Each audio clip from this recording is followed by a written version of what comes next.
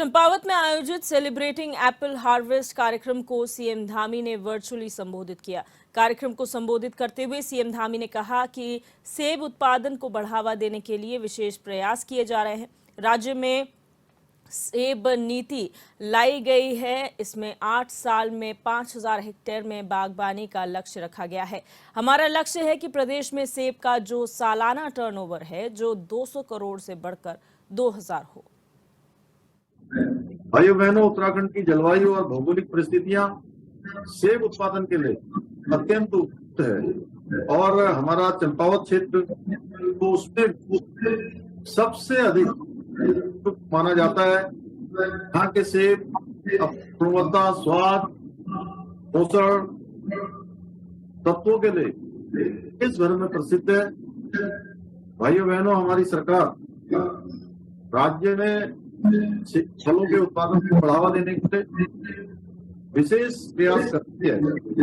हम आदरणीय प्रधानमंत्री नरेंद्र मोदी जी के मार्गदर्शन में एप्लीकेशन के साथ अधिक से अधिक किसानों को जोड़ने का प्रयास कर रहे हैं।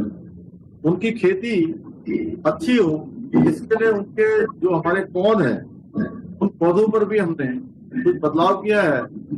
जहाँ पर कम पानी में होने वाले जो हमारी पौध है, उस पौध को भी हम अधिकाधिक किसानों को देने पर काम कर रहे हैं। हमने सेब की खेती और किसानों को प्रोत्साहित करने के देश में पहली बार अंतर्राष्ट्रीय सेब महोत्सव का आयोजन किया, जिसके माध्यम से केवल उत्तराखंड के सेबों को वैश्विक स्तर पर पहचान दिलाने का प्रयास किया, बल्कि इससे हमारे किसानों को मार्केटिंग और ब्रांडिंग के सीखने में मदद मिली है।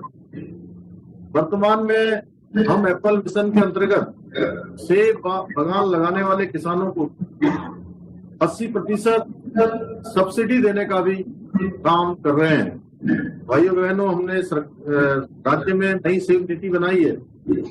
इसमें हमने 8 साल में 5000 हेक्टेयर क्षेत्र में सेब की सघन बागवानी का लक्ष्य रखा है। हमारा लक्ष्य है कि हम प्रदेश में सेब का सालाना टर्नओवर है वो 200 करोड़ रुपए से बढ़ाकर 2000 करोड़ रुपए तक पहुंचाएं।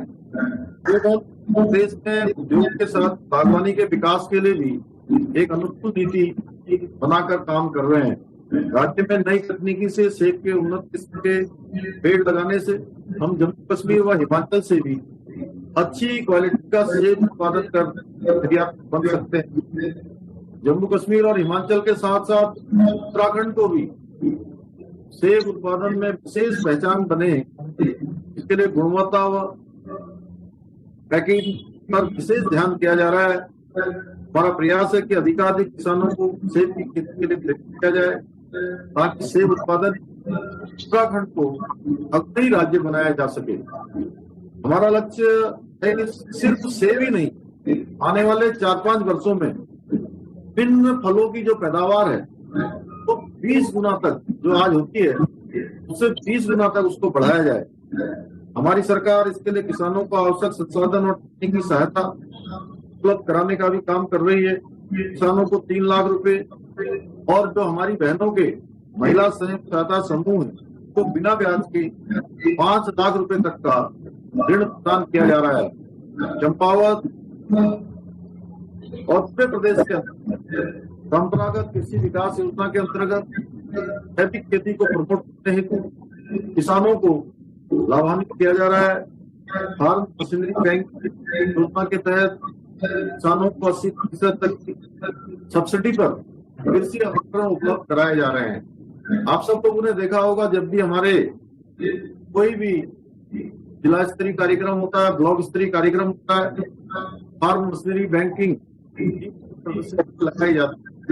उसके पीछे सरकार का हेतु है कि आप सबको सरकार तो 80% सब्सिडी की योजना है जिसमें उपकरण उपलब्ध कराए जाते हैं, आप उसका हिस्सा बने और उससे लाभ प्राप्त करें।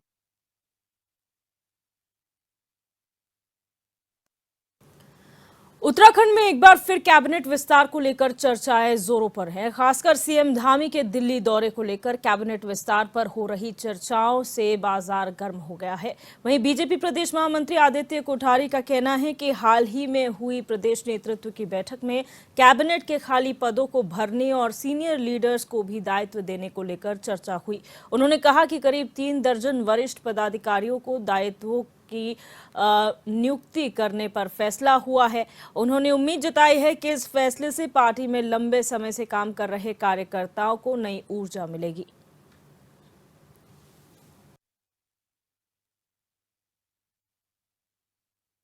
अभी हाल में अपने प्रदेश नेतृत्व की बैठक हुई है और उस बैठक में ये परामर्श हुआ, ये चर्चा हुई है कि कैबिनेट के रिक्त पदों को भरना और प्रदेश के अंदर ऐसे हमारे बहुत सारे सीनियर नेता हैं जो समाज के क्षेत्र में किसी विषय के क्षेत्र में लगातार लंबे समय से काम कर रहे हैं, उनको राज्य सरकार में दायित्वधारी के रूप में नियुक्त करने का विषय है। इन दोनों विषयों पर चर्चा हुई है और जानकारी मिली है कि सरकार में कैबिनेट के रिक्त पदों को भी भरने के विषय में यथाशीघ्र भरने का निर्णय हुआ है और राज्य में दायित्वधारियों की नियुक्ति पर भी चर्चा हुई है। मुझे लगता है कि करीब 3 दर्जन वरिष्ठ पदाधिकारियों को दायित्वधारी के रूप में जो है नियुक्ति करने का उस पर निर्णय हुआ है, सहमति बनी है। तो उम्मीद करते हैं कि यथाशीघ्र उस पर जो है नियुक्तियां होंगी। 24/7 के लिए हिमांशु गौड़ की रिपोर्ट। बढ़ते हैं आगे, रुक करेंगे गदरपुर से खबर का, जहां आम आदमी पार्टी के जिला अध्यक्ष सुभाष व्यापारी के नेतृत्व में पार्टी कार्यकर्ता तहसीलदार से मिले, जहां उन्होंने तहसीलदार को दिनेशपुर, गदरपुर, मटकोटा मार्ग की तरफ ध्यान दिलाने के लिए ज्ञापन सौंपा। वहीं इस मौके पर बोलते हुए उन्होंने कहा कि गदरपुर, दिनेशपुर, मटकोटा मार्ग खराब हो चुका है। आए दिन वहां पर सड़क दुर्घटनाएं हो रही हैं। आंदोलन करने के बाद भी सड़क की हालात नहीं सुधरे हैं। इसी को लेकर पार्टी के कार्यकर्ताओं ने तहसीलदार को ज्ञापन सौंपा और जल्द से सड़क ठीक करने की मांग की।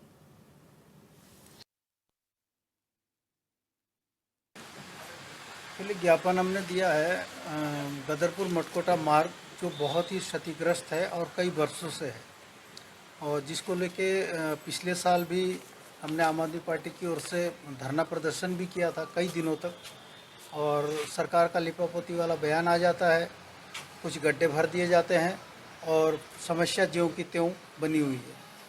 तो जिसको लेके वहाँ सभी जनमानस आक्रोशित है, परेशान है, लोगों की जान खतरे में है। उसी सड़क से जो है लोगों को निकलना होता है गदरपुर, दिनेशपुर क्षेत्र के सभी, और ये एक मुख्य मार्ग लिंक जो जोड़ती है दोनों हाईवे को, नैनीताल हाईवे और इधर आपका काशीपुर हाईवे, तो इसको जोड़ती है। ये सड़क मुख्य मार्ग है, सिटकुल की गाड़ियाँ निकलती है और आए दिन दुर्घटनाएं हो रही हैं। श्रावण मास के दूसरे सोमवार को बद्रीनाथ और केदारनाथ धाम में श्रद्धालुओं में भारी उत्साह नजर आ रहा है। आज बड़ी संख्या में तीर्थयात्री और स्थानीय श्रद्धालुओं ने भगवान आदि केदारेश्वर और 11वें ज्योतिर्लिंग भगवान केदारनाथ का जलाभिषेक और दुग्धाभिषेक किया।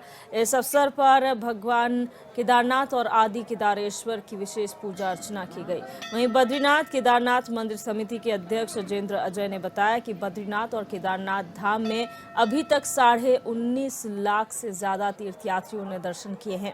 वहीं मौसम को देखते हुए उन्होंने तीर्थयात्रियों से अपील की है कि यात्रा के दौरान मौसम की स्थिति और मौसम के पूर्वानुमान का भी ध्यान रखें, जिससे सुगम और सुरक्षित रूप से यात्रा की जा सके।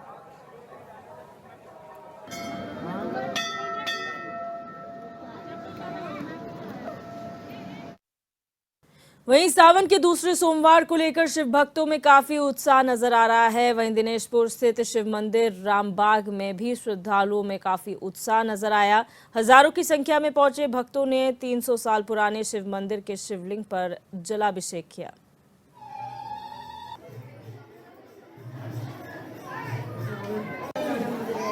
करीब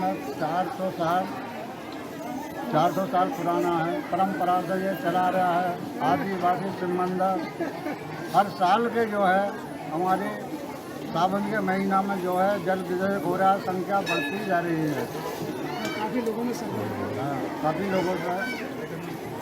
हैं सच्चे मन से जो मन्नत मांगते हैं उनकी सब मन्नत पूरी होते जा रही है। इतनी भीड़ लगी रहती सावन के महीना पे और ये भंडारा खिलाया जा रहा है। बच्चे लाए कावड़ भर कर यहाँ पर जल चढ़ाया इन्होंने। फिर बच्चे हैं अंदर है। हर हर महादेव नमः शिवाय। हर हर महादेव नमः शिवाय। ये मंदिर बहुत पुराना है। जब हम बहुत ही छोटे थे तब से यहाँ पर मान्यता है। काफी भक्त यहाँ पर आते हैं, श्रद्धा से अपने भाव करते हैं। और यहाँ की बहुत ही अद्भुत मतलब माया है कि यहाँ पर चमत्कार हुआ था कई साल पहले। पुराने शिवलिंग है यहाँ पर। तब से हम यहाँ पर मान्यता करते हैं। हर साल यहाँ पर शिवरात्रि में बहुत बड़ा मेला भी लगता है यहाँ पर। और अभी सारे भक्तगण आए हुए हैं मंदिर में। पूजा कीर्तन भजन सारे हो रहे हैं। शिवाय नमः। हर हर महादेव। देहरादून स्थित उत्तराखंड की विधानसभा को डिजिटल बनाया जा रहा है, जिसका कार्य गतिमान है। वहीं विधानसभा अध्यक्ष ऋतु खंडूरी ने बताया कि देश की सभी विधानसभाएं ई विधानसभा बनाई जा रही है। इसी के चलते केंद्र सरकार ने विधानसभा के लिए उत्तराखंड को भी बजट आवंटित किया है, जिसमें राज्य सरकार की तरफ से भी विधानसभा के लिए बजट मुहैया करवाया गया। उन्होंने बताया कि ये काम देहरादून से शुरू किया गया है, जबकि आगामी दिनों में भराड़ीसैंण में भी ई विधानसभा के रूप में विकास किया जाएगा, जिससे पेपरों का कम इस्तेमाल होगा, जिसकी अधिकारियों और विधायकों को भी ट्रेनिंग दी जाएगी।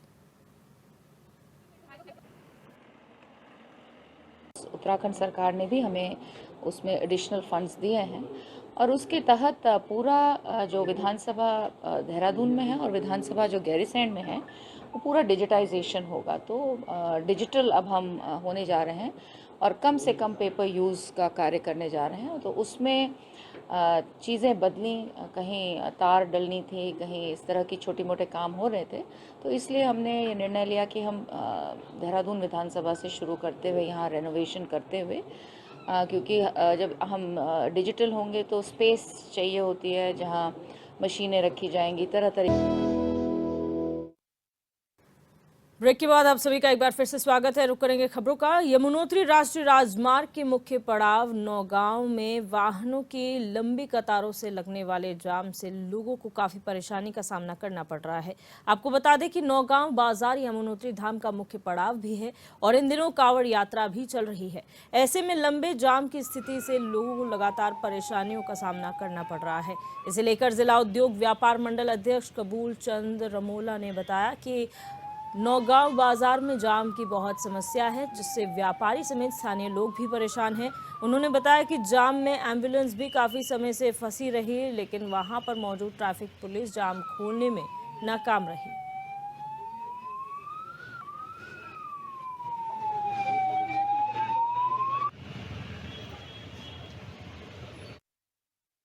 अल्मोड़ा जिले के विकासखंड सल्ट के रानीखेत रामनगर हाईवे पर वैली ब्रिज बनकर तैयार हो चुका है, लेकिन हाईवे पर वाहनों की आवाजाही 1 अगस्त से शुरू कराई जाएगी।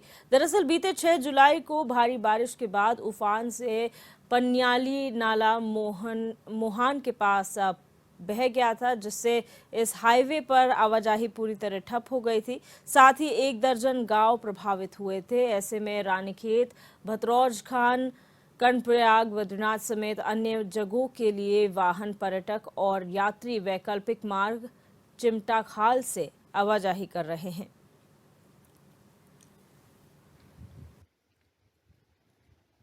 पन्याली नाले पर पुल है, ये 6 तारीख को अत्यधिक वर्षा के कारण क्षतिग्रस्त हो गया था और जिसके संदर्भ में 7 तारीख को अधिशासी अभियंता, अधिष्ठान अभियंता एवं अन्य अधिकारियों के द्वारा निरीक्षण किया गया। निरीक्षण के दौरान इसमें कुछ जजमेंट लिए गए पुनर्निर्माण हेतु और 8 तारीख को डीएम महोदय द्वारा भी इसका निरीक्षण किया गया था। उसके पश्चात जो है बैली ब्रिज की फाइनल करने के बाद बैली ब्रिज को मंगाया गया और इसकी लॉन्चिंग शुरू कर दी गई, जो कि 27 तारीख को बनकर तैयार हो गया और शीघ्र ही जनता को आह्वान हेतु खोल दिया जाएगा, जिसकी लंबाई 30 मीटर है। और 1 आध दिन पहले चर्चा में ये आया था कि ये पुल जो है 28 तारीख को खुलेगा, इसका उद्घाटन होगा, लेकिन उसके बाद कोई किसी कारणवश शायद कोई देर हो गई होगी, तो ठीक है अब ये अभी खुला नहीं है। और आज सुनने में ये आ रहा है कि मतलब कई लोगों के मुंह से सुनाई में आ रहा है कि ये 5 तारीख तक जो है इसका उद्घाटन होगा और तो बहुत अच्छी बात है, बहुत अच्छा हो गया है। ये पुल जो बन गया, यहाँ पर जो है जनता को आने जाने में बहुत सुविधा होगी और लोग काफ़ी परेशान हैं। इधर डबरा, सोराल, खोलियो, क्यारी, टोटाम, पनवा, देवखन और मसूड़ के जितनी भी ये आम जनता है, ये लोग कभी इधर से घूम के जा रहे हैं। और यहाँ पर तो गाड़ियों की व्यवस्था भी बहुत कम है। और हमारे जो टीचर लोग हैं राजकीय इंटर कॉलेज टोटाम के, राजकीय इंटर कॉलेज मसूड़ के और ये जूनियर हाई स्कूल पनवा, देवखन के और प्राइमरी पाठशाला क्यारी, आदर्श विद्यालय